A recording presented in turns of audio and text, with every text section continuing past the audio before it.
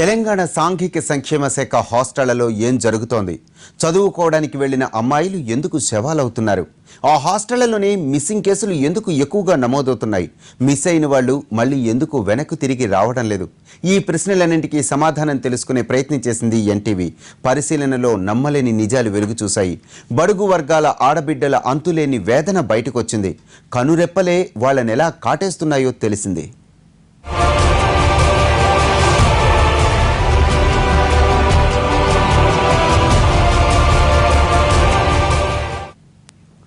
పోలీసులు పట్టించుకోలేదు. Hostel warden జాగ్రత్త తీసుకోలేదు. ఇద్దరు ఆడపిల్లలు రోజుల తరబడి హాస్టల్కు రాకున్నా తల్లిదండ్రులకు సమాచారం లేదు. తీరా 65 రోజుల తర్వాత శరీర భాగాలను కుక్కలు నోటకరుచుకొని వస్తే గాని వాళ్ళిద్దరూ చనిపోయారని నిర్ధారించుకోలేని దారుణ స్థితి. వరంగల్ జిల్లాలోని గురుకుల సంక్షేమ హాస్టల్ నుంచి కనిపించకుండా పోయిన విద్యార్థినుల విషాద ముగింపు ఇది. హాస్టళ్లలో ఆడపిల్లలకు ఏమాత్రం భద్రత ఉందో చెప్పడానికి ప్రత్యక్ష ఉదాహరణ.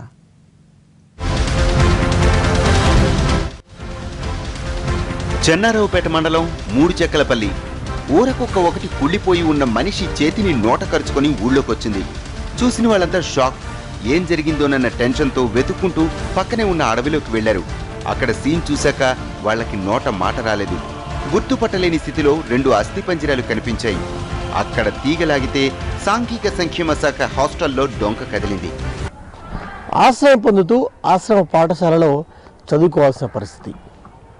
ఇటీవల 2 విద్యార్థులు మృతి చెందారు.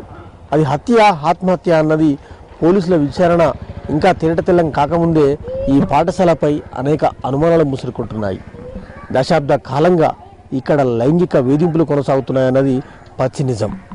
ఒకసారి పాఠశాలలోకి వెళ్దాం. పాఠశాలలోకి వెళ్ళి దశాబ్ద కాలంగా ఎందుకు కేవలం ఇదే పాఠశాల పైన అనేక ఆరోపణలు వస్తున్నాయి? కేవలం లైంగికపరమైన ఆరోపణలు విమర్శలు ఎందుకు వస్తున్నాయి? ఒకసారి తెలుసుకునే ప్రయత్నం చేద్దాం.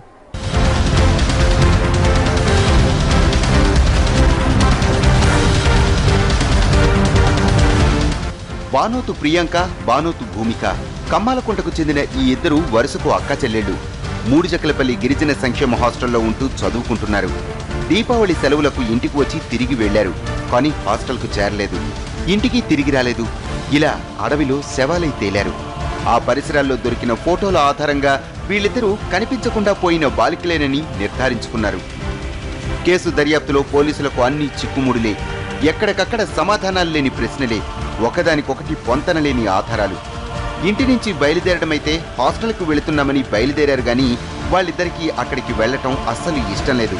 అందుకే మూడుచెక్కలపల్లి వెళ్లకుండా నేరుగా నరసంపేట వెళ్లి అక్కడ సినిమా చూశారు. తర్వాత ములుగు మండలం శ్రీనగర్లోని బంధువుల ఇంటికి వెళ్లారు. విషయం తల్లిదండ్రులకు తెలిసి మందలించడంతో తిరిగి నరసంపేట చేరుకున్నారే తప్ప హాస్టల్కు వెళ్లే ప్రయత్నం చేయలేదు. ఇక్కడే రకరకాల అనుమానాలు పెరుగుతున్నాయి. అక్కడ అంతా సవ్యంగా ఉంటే వెళ్లటానికి విద్యార్థులను ఎందుకు ఇష్టపడ్డలేదు? మధ్యలో వీళ్లతో ఫోన్లో మాట్లాడిన వ్యక్తి ఎవరు అన్న ప్రశ్నలకు సమాధానం లేదు. హాస్టల్లోని వాళ్ల రూమ్లలో బుక్స్, గోడలపై రాసి ఉన్న ఫోన్ నెంబర్లు సేకరించారు పోలీసులు. వాటి ఆధారంగా దర్యాప్తు జరుగుతోంది. ఎవిడెన్స్ కలెక్ట్ చేసి ఎక్స్పర్ట్స్కి కూడా మనము సపోర్ట్ తీసుకుంటున్నాము. RFSL ఎక్స్పర్ట్ సీన్ విజిట్ చేశారు. ఈరోజు కూడా మళ్ళీ మనకు ఉన్న ఎవిడెన్స్కి మళ్ళీ వెరిఫై చేయడానికి మనము మళ్ళీ మొత్తం ఏరియా స్కాన్ చేస్తున్నాము. సో ప్రతిరోజు అంటే daily progress report additional SP తీసుకుంటున్నారు. మేమే చాలా అంటే చెప్తున్నారు, మేమే మాకు ఒక పరీక్ష అలాగా ఎగ్జామ్ అలాగా చూస్తున్నాము. ప్రియాంక, భూమికలు క్లాసులో ఎలా ఉండేవారు, ఎవరితో ఎక్కువగా మాట్లాడేవారు వంటి అన్ని కోణాలను పరిశీలిస్తున్నారు పోలీసులు. సన్నిహితుల నుంచి సమాచారం తెలుసుకుంటున్నారు. నరసంపేటలో ఎవరితో కలిసి సినిమాకు వెళ్లారు, ఎంతమంది వెళ్లారు వంటి ప్రశ్నలకు సమాధానాలు రాబడుతున్నారు. మృతదేహాలు పడి ఉన్న జల్లిగట్టల్లోకి ఎందుకు వెళ్లారన్న ప్రశ్నకు సమాధానం లేదు. ఘటనా స్థలంలో కూల్ డ్రింక్, పురుగుల మందు డబ్బా, ఓ లడ్డూ కూడా దొరికాయి.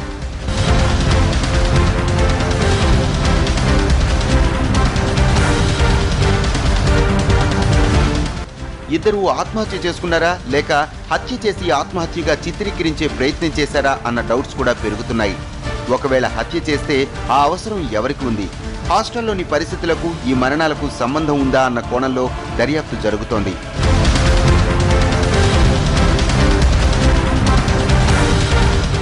ఈ హాస్టల్ పోకిరీలకు అడ్డాగా మారిపోయిందన్న ఆరోపణలను ఈ మరణాలు నిజం చేస్తున్నాయా అన్న సందేహాలు సైతం వస్తున్నాయి.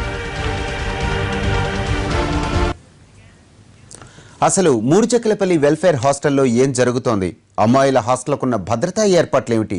విద్యార్థులతో సిబ్బంది ప్రవర్తన ఎలా ఉంది? విద్యార్థినుల బాగోగులు చూసుకోవడానికి మహిళా సిబ్బంది ఎంతమంది ఉన్నారు? రాత్రిపూట వాళ్లకు కాపలా ఉండేదెవరు? ఏమో తెలియక తప్పు చేస్తారు సార్. సార్ వాళ్ళు ఇంత చదువుకున్నా సార్ వాళ్ళు అట్లా తప్పు చేస్తుంటే మాకు బాధగా ఉంది సార్. సార్ వాళ్ళని కూడా శిక్షించాలి సార్. 440 మంది విద్యార్థులున్న ఈ హాస్టల్లో ఎవరిని కదిలించినా వినిపించే మాటలు ఇవే. ప్రతి ఒక్కరి ఆవేదన ఇదే. ఈ ఆశ్రమ పాఠశాలపై అనేక అనుమానాలు ముసురుకుంటున్నాయి. దశాబ్ద కాలంగా అంటే 2007వ సంవత్సరం నుంచి ఇక్కడ లైంగిక వేధింపులు అనేకంగా ఎక్కువవుతున్నాయి. కేవలం అమాయక గిరిజన విద్యార్థులనే టార్గెట్గా చేస్తూ అటు పోకిరీలు, ఇటు ఉపాధ్యాయులు, ఇక్కడ సిబ్బంది అంతా కూడా వీరిని అనేక రకాలుగా వేధిస్తున్నారు. కేవలం లైంగిక పరమైన వేధింపులకు గురి చేస్తున్నారని స్వయంగా విద్యార్థులే చెప్తున్నారు. మూడుచెక్కలపల్లిలో 1986లో గిరిజన బాలికల సంక్షేమ పాఠశాలను అనుబంధంగా హాస్టల్ను ప్రారంభించారు. ఇక్కడ 24 మంది టీచర్స్ పనిచేస్తుండగా వాళ్లలో మహిళలు 2 ఉన్నారు. దీంతో సమస్యలు వచ్చినప్పుడు అమ్మాయిలు పైకి చెప్పుకోలేకపోతున్నారు. అంటే స్టాఫ్ అంతా టీచర్స్ సార్లే ఉన్నారు సార్. మాకు టీచర్స్ ఒక్కరు కూడా లేదు సార్. మా బాధలు మేము ఎవరికి చెప్పుకోవాలి సార్? మాకు ఏ సమస్య వచ్చినా టీచర్లకు చెప్పాలి కదా సార్. సార్ వాళ్ళకి ఎట్లా చెప్పాలి సార్? ఇక్కడ లేడీ టీచర్స్ మాత్రం ఎవరు లేదు సార్. మేము చెప్పుకోవాలి సార్. వాళ్ళతో చెప్పుకుంటే వాళ్ళేమో సార్ వేరే మీనింగ్ లో వెళ్ళిపోతున్నారు సార్. కానీ మాకు లేడీ టీచర్స్ కావాలి సార్. ఇక్కడ స్టాఫ్ మొత్తం సార్ ఉన్నారు కదా సార్. వాళ్ళని తీసేసి టీచర్ని పెట్టాలని కోరుతున్నాం. హాస్టల్ కు కాపలాగా కనీసం వాచ్మెన్ కూడా లేడు. టీచర్స్ అంతా వచ్చిపోయే వాళ్లే కావడంతో రాత్రిపూట హాస్టల్లో ఉండేవారికి కనీస భద్రత కూడా లేకుండా పోయింది. చీకటి పడితే చాలు అరాచక శక్తులన్నీ హాస్టల్ చుట్టూ మూగుతున్నాయి. వాళ్లను అదుపు చేసేవారే లేరు. దీంతో విద్యార్థినులు ప్రతిరోజు బిక్కుబిక్కుమంటూ గడపాల్సిన పరిస్థితి.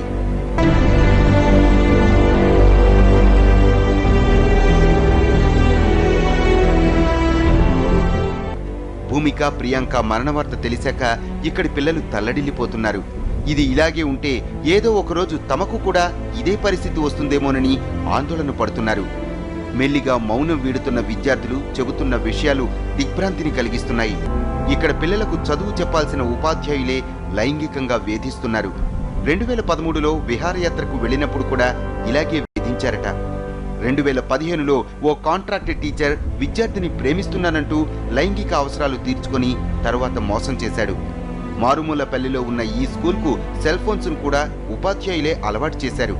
వాటి పేరు చెప్పి అమాయక బాలికలకు ఎరవేస్తున్నారు.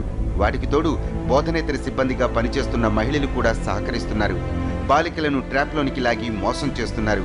2007లో ఇలాంటి వాళ్ల సహకారంతోనే బయటి వ్యక్తులు హాస్టల్లోకి చొరబడి విద్యార్థినులను ఎత్తుకెళ్లారు. విద్యార్థినులే ఈ విషయాలని చెబుతున్నారు. 5 years నుండి సార్ ఇలా జరుగుతుంది. అప్పుడు మేము 8th క్లాస్లో బాగానే ఉన్నాం సార్. 7th క్లాస్లో 8th లో సార్ అక్కను ఆ సార్ ప్రేమించి అలా బయటకు వెళ్ళి అక్క గోడ దునికి ఏదేదో జరిగిందంట సార్. జరిగింది సార్. అప్పుడు పోయిన ఇయర్ సార్. ఆ పోయిన ఇయర్ కాక ఆ పోయిన ఇయర్ సార్ టూర్కి వెళ్ళి సార్ వాళ్ళు అలా అమ్మాయిలతో అలా. ఈ అరాచకాలు భరించలేక స్కూల్ మానేద్దామంటే పూర్తిగా చదువుకే దూరం అవ్వాల్సి వస్తుంది. ఇంటికెళితే 3 పూటలా తినడానికి సరైన తిండి కూడా లేదు. చదువుకునే వీల్లేదు.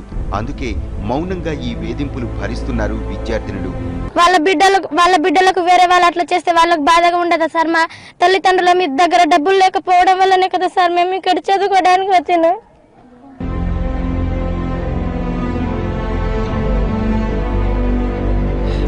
మా తల్లిదండ్రుల దగ్గర డబ్బులు ఉంటే ఎక్కడ ప్రైవేట్ స్కూల్లో పోయి చదువుకునే వాళ్ళం సార్. కానీ మా తల్లిదండ్రుల దగ్గర డబ్బులు లేకపోవడం వల్ల మేము ఇక్కడ వచ్చి చదువుకుంటున్నాం సార్.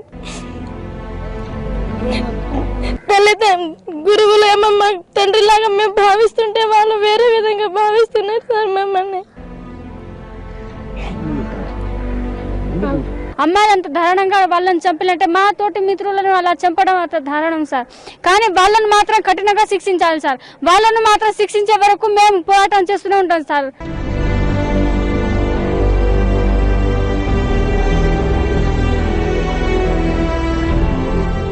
విద్యా సంవత్సరం ఆరంభంలో స్టూడెంట్స్ కోసం పుస్తకాలు, యూనిఫామ్ ఇచ్చినా ఈ ఆశ్రమ పాఠశాలకు మాత్రం ఇవ్వలేదని చెబుతున్నారు. రికార్డుల్లో మాత్రం సకల సౌకర్యాలు ఉన్నట్టు రాసేశారు. అంటే దుస్తులు, పుస్తకాలు, ఇతర సామగ్రిని కూడా ఎవరో అమ్ముకుని దొంగలెక్కలు రాసినట్టు స్పష్టమవుతోంది. సంక్షేమ హాస్టళ్లలో తప్పులు జరుగుతున్న మాట వాస్తవమేనని ఐటీడీఏ అధికారులు సైతం అంగీకరిస్తున్నారు. వాటిని సరిదిద్దే ప్రయత్నం చేస్తున్నామంటున్నారు.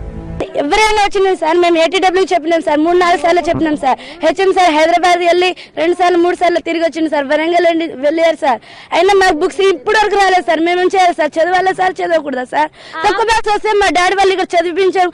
మీకు అక్కడ లెసన్ బాగా చెప్తలేరు, మీకు ఇక్కడ చదివిస్తాం లేదా, మీకు కూలి పని చదివిస్తాం లేదా, మీరు గొర్రెలు కాయండి అని అలా చెప్తున్నారు సార్. మేము చదవాలా వద్దా సార్? చెప్పండి సార్. మీరు ఎన్నిసార్లు చెప్పారు సార్? మేము ఒక్కసారి కాదు సార్, ఎన్నో సార్లు చెప్పాం సార్. మేము ఆఫీసర్లకు ఏటీడబ్ల్యూ మేడం అప్పుడు ఉన్నాయి సార్, మేడం చెప్పాం సార్. అప్పుడు కడియం శ్రీహరి సార్ వచ్చినప్పుడు కూడా చెప్పాం సార్, మాకు బుక్స్ రాలేదు సార్, మాకు ఏం రాలంటే మేము 10 రోజులకే పంపిస్తామమ్మా, మీరేం బాధపడకండి, మీకు ఇప్పుడు వరకు ఏం రాలేదు కదా, నేను పంపిస్తాను సార్. కానీ ఇప్పుడు వరకు ఏం రాలేదు సార్. సార్ వచ్చి 2 నెలలు వాళ్ళైతే వాళ్ళ అమ్మాయిలు ఉంటే ప్రైవేట్ స్కూల్లో ఏదైనా ఒక నోట్స్, ఒక పెన్ను లేకుండా ఏమైనా తక్కువైందమ్మా అని అడిగి కొనిపించేవాళ్ళు సార్. మాకేం లేదు సార్ ఇప్పుడు వరకు. మేమేం చేయాలి సార్? చెప్పండి సార్ మీరు. ఈ పరిస్థితుల్లో భూమిక, ప్రియాంకది ముమ్మాటికి హత్యేనన్నది సహ విద్యార్థుల అభిప్రాయం. ఒకవేళ వాళ్ళు ఆత్మహత్యలు చేసుకున్నా అది కేవలం హాస్టల్లోని పరిస్థితుల వల్లే అయి ఉండవచ్చు తప్ప మరో కారణం కాదంటున్నారు.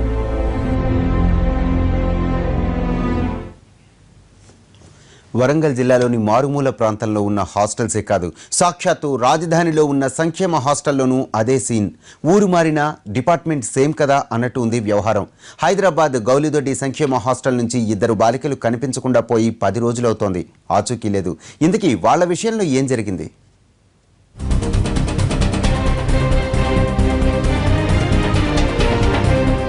తెలంగాణ మొత్తం మీద మోడల్ హాస్టల్గా చెప్పుకునే హైదరాబాద్ గౌలిదొడ్డి సాంఘిక సంక్షేమ హాస్టల్ ఇది.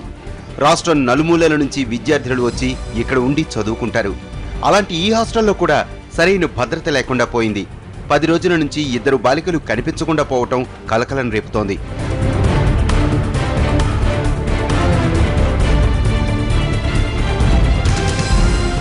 మమత, ధరణి హాస్టల్లో ఉంటూ హైదరాబాద్ మలక్పేటకు చెందిన మమత 9వ తరగతి, రంగారెడ్డి జిల్లా పూడూరుకు చెందిన ధరణి 8వ తరగతి చదువుతున్నారు. 10 రోజుల క్రితం ఉదయం సమయంలో 2 హాస్టల్ నుంచి బయటికి వెళ్లారు. ఇంతవరకు ఆచూకీ లేదు. ప్రిన్సిపల్ ఇచ్చిన సమాచారంతో తల్లిదండ్రులు వచ్చి వెతికినా ఉపయోగం లేకుండా పోయింది. దీంతో పోలీసులకు ఫిర్యాదు చేశారు.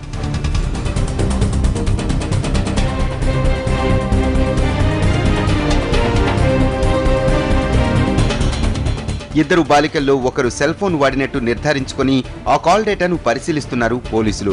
అందులో కంటిన్యూగా స్విచ్ ఆఫ్ అని వస్తున్న 2 నంబర్స్ మీద దృష్టి పెట్టారు. మరోవైపు 10 రోజులైనా పిల్లల జాడ తెలియకపోవడంతో కుటుంబ సభ్యుల్లో ఆందోళన పెరుగుతోంది. వరంగల్ జిల్లా సంక్షేమ హాస్టల్లో మిస్ అయిన పిల్లలు 65 రోజుల తర్వాత శవాలై కనిపించడంతో ఈ బాలికల కుటుంబ సభ్యుల్లో ఆందోళన రెట్టింపవుతోంది. ఎంత ప్రయత్నించినా పోలీసులకు సైతం సరైన క్లూ దొరకటం లేదు.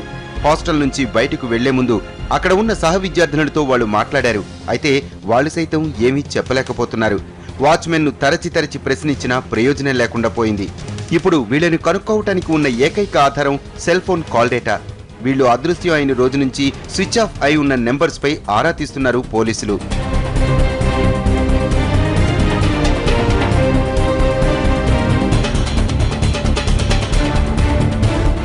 మమతా, ధరణిలను వెతికేందుకు 4 ప్రత్యేక బృందాలను ఏర్పాటు చేశారు పోలీసులు. ఆ బృందాలు నిరంతరం గాలిస్తున్నాయి. ఓవైపు వరంగల్ జిల్లా హాస్టల్ నుంచి 2 అమ్మాయిలు కనిపించకుండా పోయి అటవీ ప్రాంతంలో శవాలుగా తేలటం, మరోవైపు ఏకంగా హైదరాబాద్ నుంచే 2 అదృశ్యమై 10 రోజులవుతున్నా ఆచూకీ తెలియకపోవటం సంక్షేమ హాస్టల్స్ లో భద్రతను ప్రశ్నిస్తున్నాయి. గిరిజన సాంఘిక సంక్షేమ శాఖలు ఈ విషయంలో వెంటనే స్పందించి రక్షణ చర్యలు తీసుకోవాలని విజ్ఞప్తి చేస్తున్నారు తల్లిదండ్రులు. బులెటిన్ విశేషాలు తర్వాత వేహెచ్తో నా వార్తలు నా ఇష్టం ప్రసారం అవుతుంది. చూస్తూనే ఉండండి ఎన్టీవీ.